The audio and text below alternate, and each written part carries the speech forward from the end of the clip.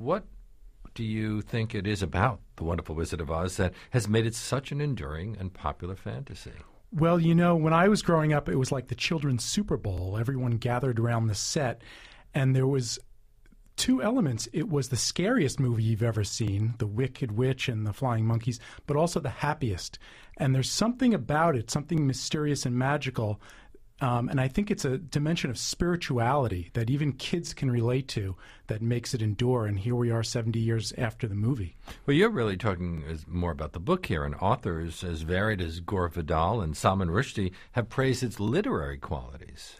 Yes, Frank Baum wasn't considered one of the great writers, but I believe the first Oz novel, he wrote 14 altogether, was a masterwork, and really it came in a moment of inspiration in his life, but it built up. All these images were very autobiographical in many ways and came from all the failures and different episodes of his life. And there had been failures, including earlier fantasies, The Magical Monarch of Mo. How close was that to The Wizard of Oz? That was a failed novel that he wrote that got retitled many times. But it shows that The Wizard of Oz was a singularity, that he wasn't able to reproduce it again in his life. And everyone wanted more of it. And he became known for Oz. And it wasn't until he was 42 that he started writing it. He was a chicken farmer before that. He ran a newspaper. He was an oil salesman. So all these things fed into this mythical mindset that he had. You can't ruin The Wizard of Oz, even if a high school or junior high school production goes on. It's still magical, and the story is so memorable. And one man invented all these icons of the imagination. I mean, you could name 20 or 30 things that billions of people worldwide know, from the Yellow Brick Road to the Emerald City.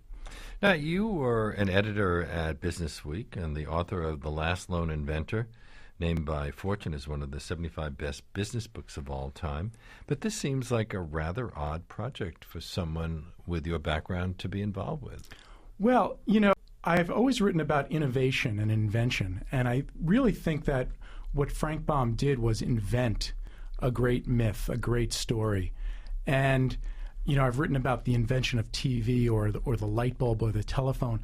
Those things would have been invented anyway had Farnsworth or Bell or Edison had not lived.